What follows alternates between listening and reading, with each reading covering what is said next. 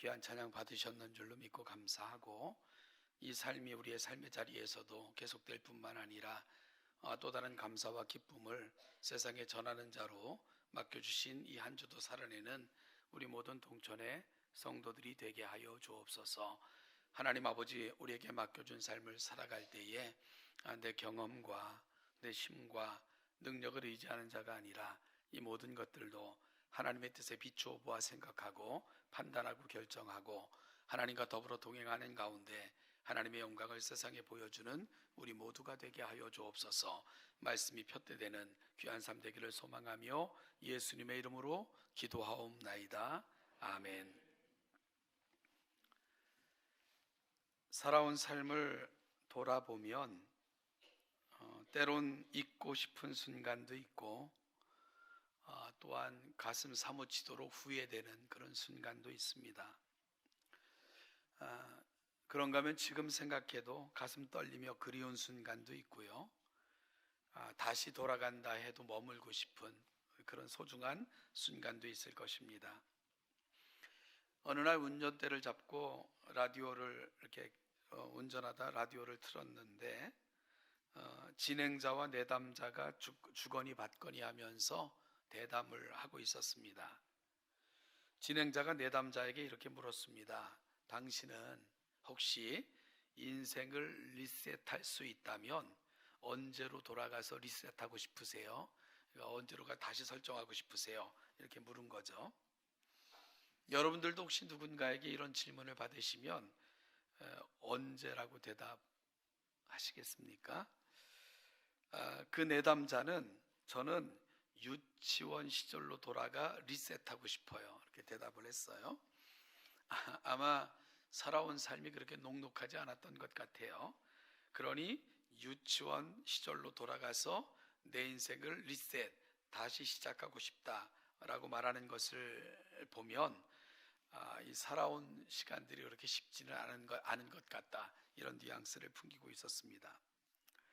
오늘 본문에서 우리는 인생의 한 시점에 서서 지나온 날들을 돌아보고 또한 자신을 점검하고는 나아가야 할 방향을 다시 확인하고 있는 한 인생을 만나게 됩니다. 바로 사도 바울입니다. 빌립보서는 사도 바울이 써서 보낸 편지 중에 옥중서신으로 알려진 서신입니다. 그러니까 바울의 깊은 사색은 감옥에서 이루어진 것입니다. 감옥에서 사도 바울은 여러 지역 교회들의 소식을 듣게 됩니다. 들은 소식 중에는 때론 가슴 벅찬 기쁜 소식도 있었고 때론 가슴 아픈 소식도 있었으며 때론 우려되는 상황에 대한 이야기도 들려왔습니다. 사도 바울은 들은 소식을 토대로 교훈이 필요한 곳, 격려가 필요한 곳, 위로가 필요한 곳, 혹은 책망이 필요한 곳에 편지를 써서 전하게 됩니다. 빌립보 교회에 대해 들려온 소식은 참 귀한 것이었습니다.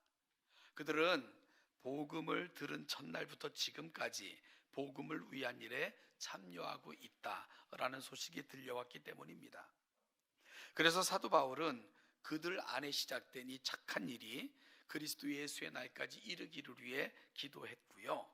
또한 들었던 소식 중에는 우려되는 상황도 있었는데 그 우려되는 상황에 대한 권면을 담아 편지를 쓰기 시작을 합니다. 그러면 사도 바울이 빌립보 교회에 대해서 전해 들은 우려되는 상황이 무엇일까? 오늘 본문 3장 2절은 이렇게 기록되고 있습니다. 개들을 삼가고 행악하는 자들을 삼가고 몸을 상해하는 일을 삼가라 라고 권면합니다. 도대체 어떤 자들을 개들이라고 표현하고 있는 것일까요? 성경에서 개는 그렇게 긍정적으로 등장하지 않습니다.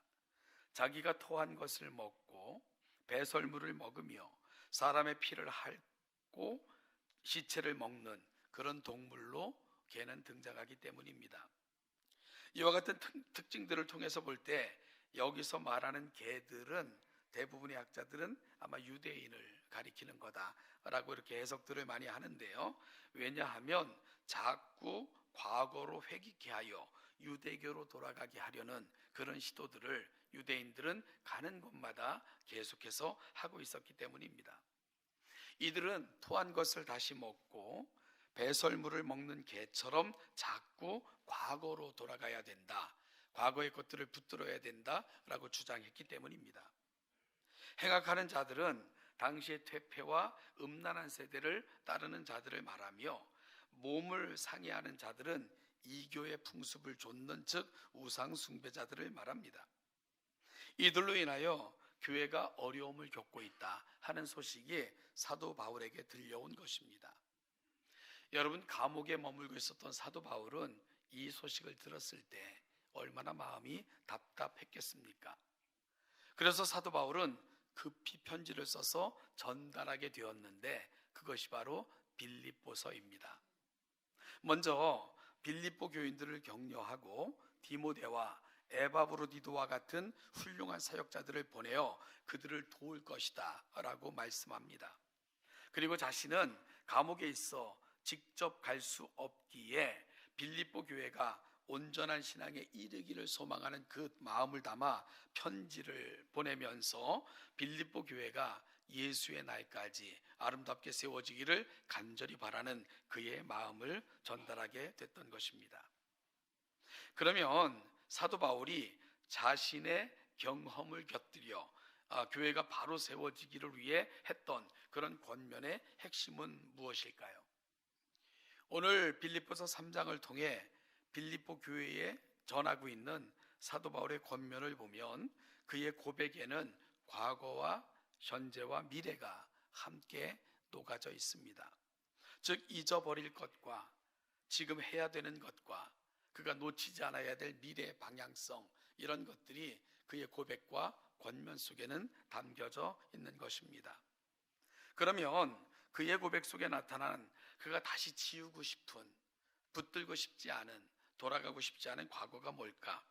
여러분, 그 내용이 4절부터 8절 상반절까지 기록되어져 있는데요, 제가 한번 읽어보면, 그러나 나도 육체를 신뢰할 만하며 만일 누구든지 다른 이가 육체를 신뢰할 것이 있는 줄로 생각하면 나는 더욱 그러하리니, 나는 8일 만에 할례를 받고 이스라엘 족속이요 베냐민 지파요 시브리인 중에 시브리인이요 율법으로는 바리새인이요 열심으로는 교회를 박해하고 율법의 의로는 흠이 없는 자라. 그러나 무엇이든지 내게 유익하던 것을 내가 그리스도를 위하여 다 해로 여길 뿐더러 또한 모든 것을 해로 여김은이라고 고백을 합니다. 사도 바울은 먼저 이 자신의 고백을 곁들여서 그 빌립보 교회가 처해 있었던 상황에 대한 권면을 하고 있는 그런 자신의 고백을 통해 빌립보 교회를 다시 한번 권면하는 그런 방식으로 편지를 쓰고 있는데요, 우리는 그 사도 바울의 권면을 이해하기 전에 그러면 자신을 살피고 지금 현대 자신을 고백하고 미래의 자신을 이야기할 때 무엇 기준점으로 이것을 하고 있는가 하는 것을 살피는 게 참 중요합니다. 여러분, 분명한 기준점이 있어야 과거를 바로 볼 수 있고 또한 오늘의 나를 살필 수 있고 나아가야 될 미래의 방향을 분명하게 볼 수 있기 때문에 그렇습니다. 그렇다면 오늘 빌립보서 3장을 통해서 보여지는 사도 바울이 과거와 현재 그리고 미래를 바라보는 기준점으로 삼은 것, 그것은 무엇일까요?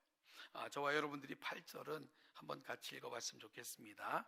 8절입니다. 시작. 또한 모든 것을 아는 지식이 가장 고상하기 때문이라. 내가 그를 위하여 모든 것을 잃어버리고 배설물로 여김은 그리스도를 얻고 그 안에서 발견되려 함이라 라고 고백합니다. 여러분, 바로 과거를 돌아보고 현재를 살피며 그가 나아갈 미래를 결정할 때 그가 기준으로 삼은 것, 그것은 바로 예수 그리스도였습니다. 그의 인생에 찾아오셔서 그의 인생을 완전히 바꿔 놓으신 분, 바로 예수 그리스도.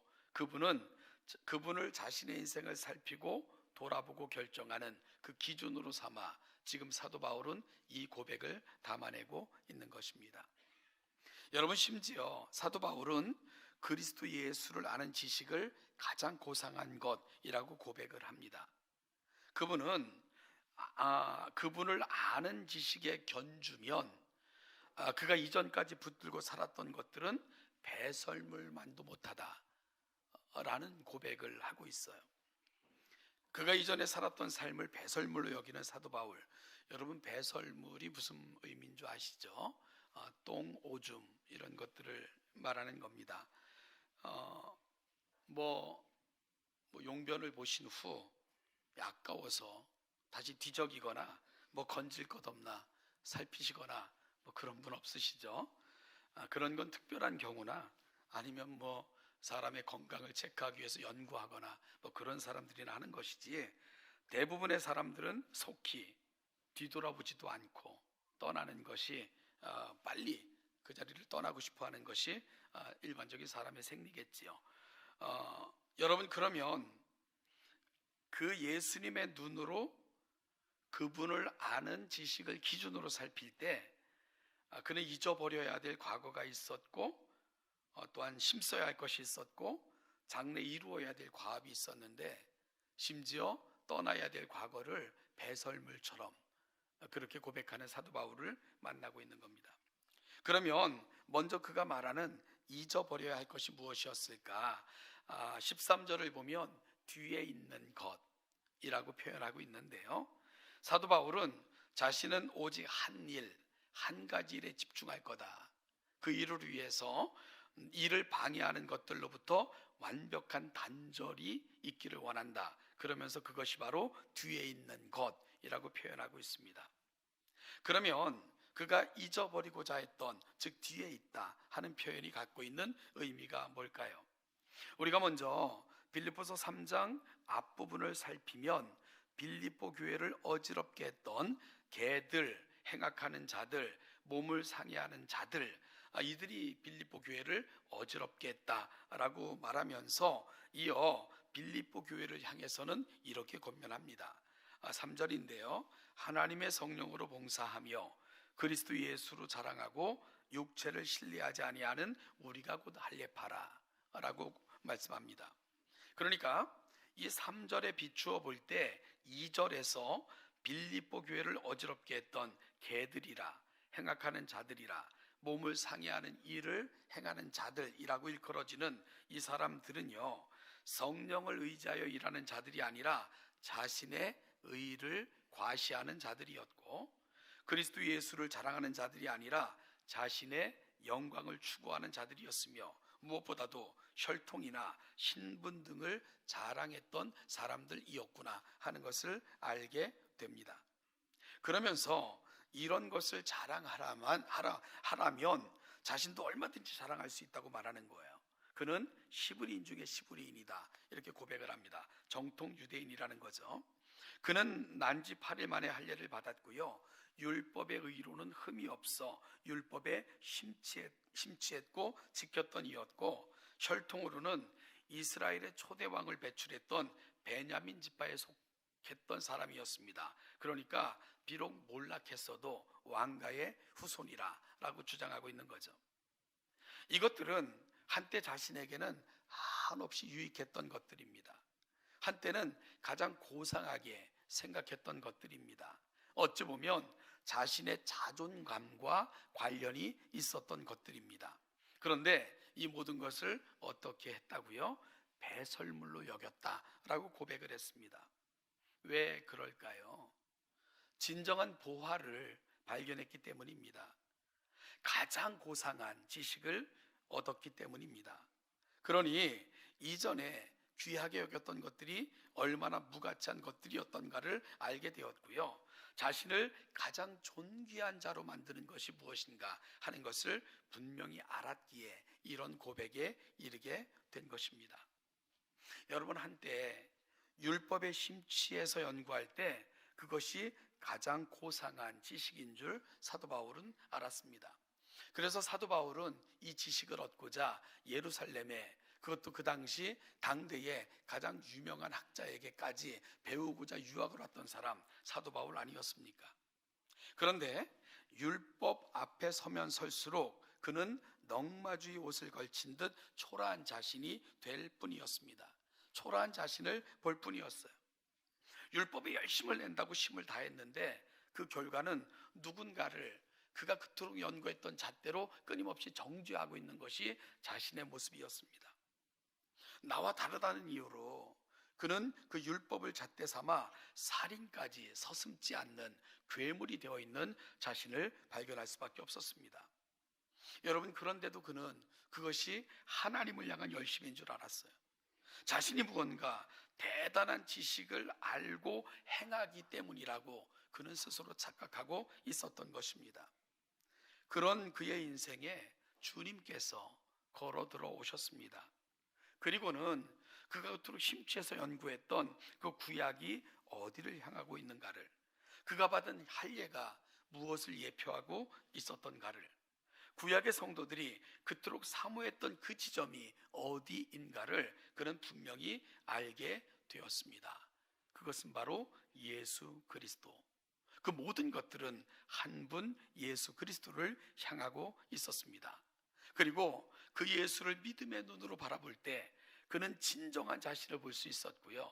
그 진정한 하나님의 의 안에서만 나의 가치가 있다는 것을 분명히 보게 되었고, 믿음의 눈으로 이 하나님을 바라볼 때만 그 의를 얻는 자가 될 수 있음을 분명히 알게 된 것입니다. 여러분, 이것이 그가 잊어버려야 한다고 고백한 뒤에 있는 것들이었습니다. 이것을 돌아보는 것은 배설물처럼 여겼던 것들을 다시 뒤적이는 것이고, 그것은 그가 힘써보자 하는 그 한 가지 일에 발목을 잡고 방해할 뿐이라는 것, 이것이 바로 사도 바울이 내린 결론이었던 것입니다. 그러면서 사도 바울은 14절에서 이런 고백을 합니다. 푯대를 향하여 그리스도 예수 안에서 하나님이 위에서 부르신 부름의 상을 위하여 달려가노라.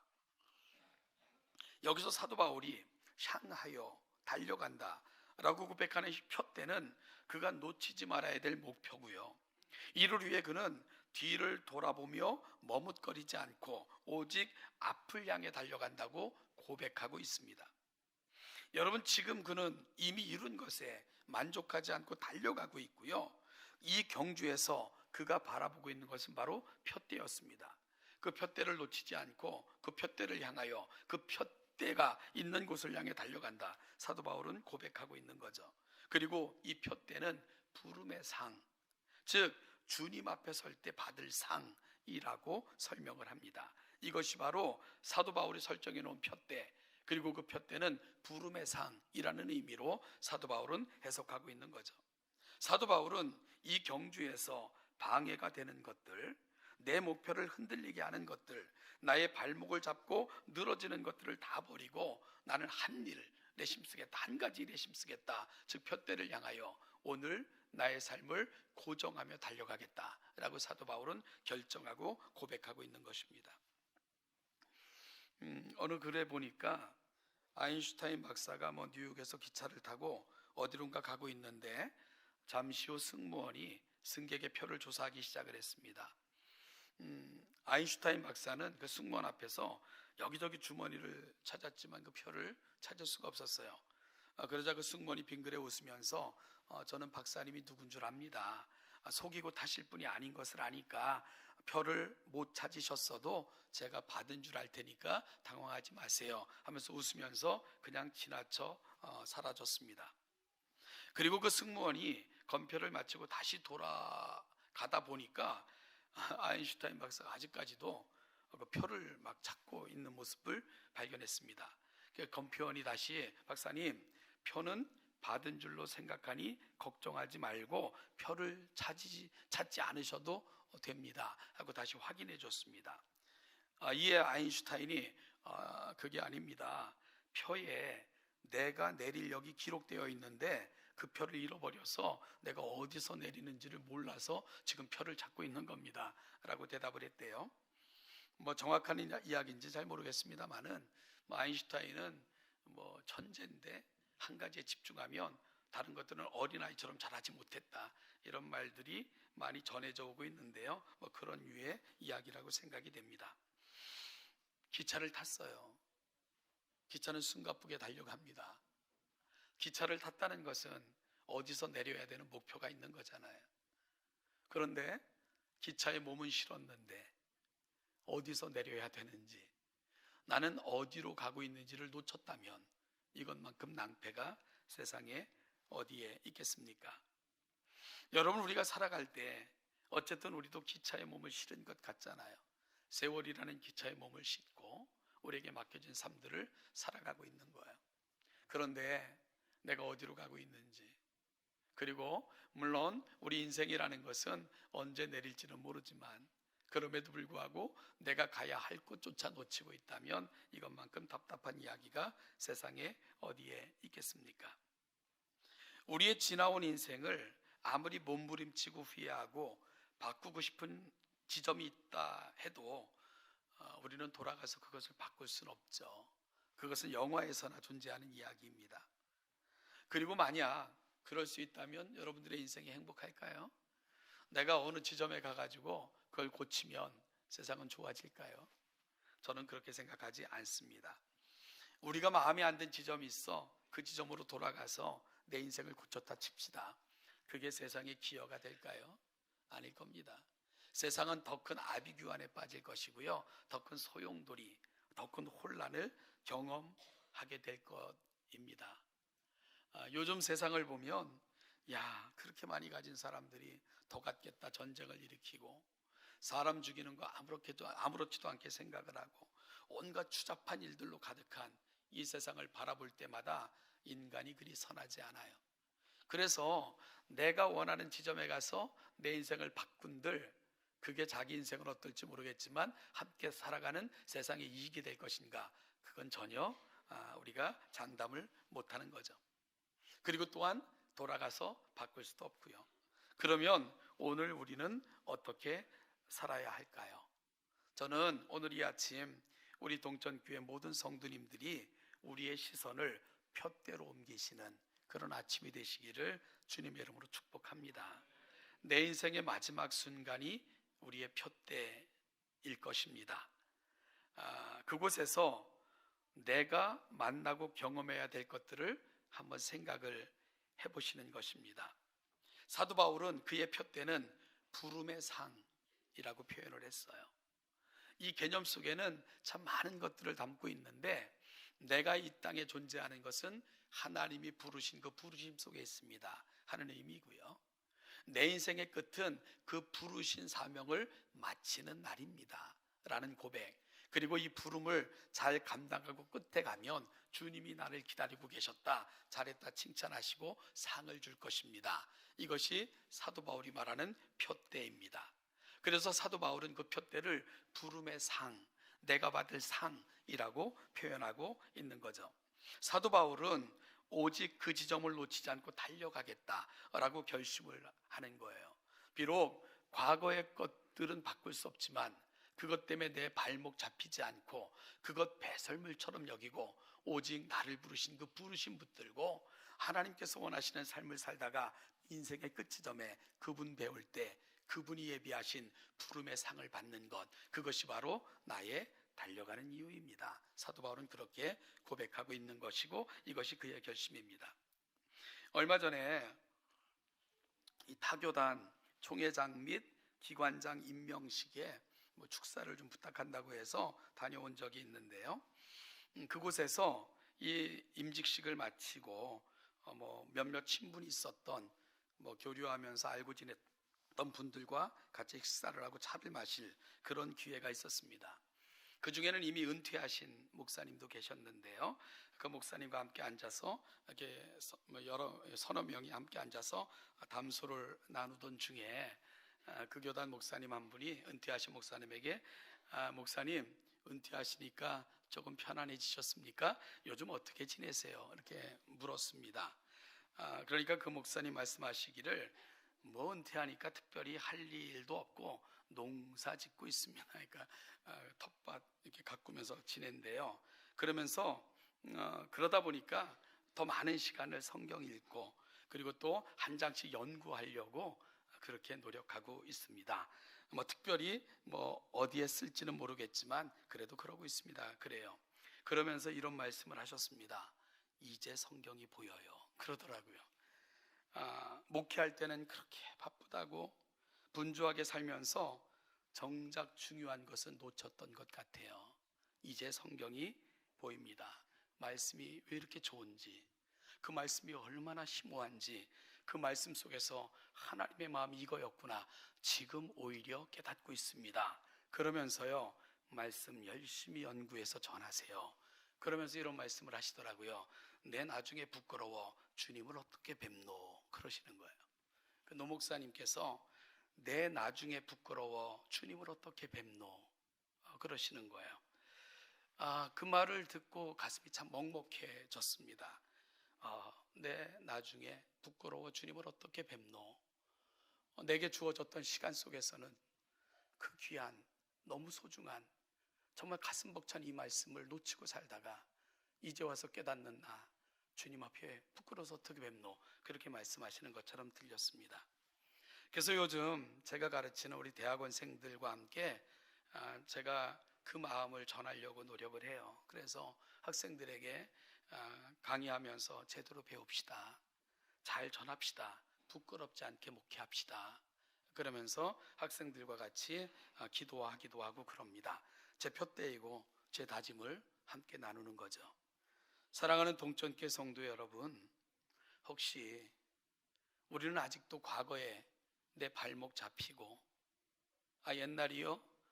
그 과거를 어떻게 하면 돌려볼 수 없을까라는 생각에 후회 속에서 오늘을 살아가시는, 늘 이야기하면 과거로만 달려가는 그런 우리 성도님들은 혹시 없습니까? 오늘 사도 바울의 고백을 다시 가슴에 담았으면 좋겠습니다. 과거가 우리의 목표가 아니고요, 미래가 우리의 목표입니다. 과거로 돌아가는 게 아니고 미래를 향해 나아가는 것입니다. 그리고 그 미래가 우리의 표대인데, 그 표대는 부름의 상. 하나님께서 내게 인생을 맡기셨고 마치 인생의 기차와 같은 곳에 우리를 실으셨습니다.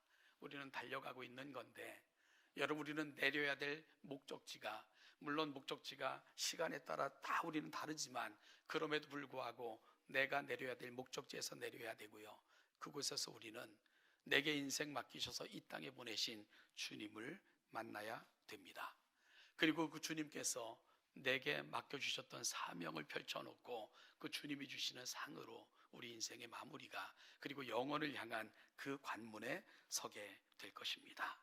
사랑하는 동천교회 성도 여러분, 배설물을 뒤적이지 마시고 오늘의 현실과 과거가 내 발목 잡고 늘어지지 않게 하시고 과감히 배설물로 여기시고 오늘 주님을 다시 붙들고 주님의 시선으로 내 삶 살피고 주님 원하시는 게 뭔가 다시 결정하고 표대를 향한 그 긴 하나님 맡겨준 삶의 여행을 시작하시는 우리 동천의 성도들 되시기를 축복합니다.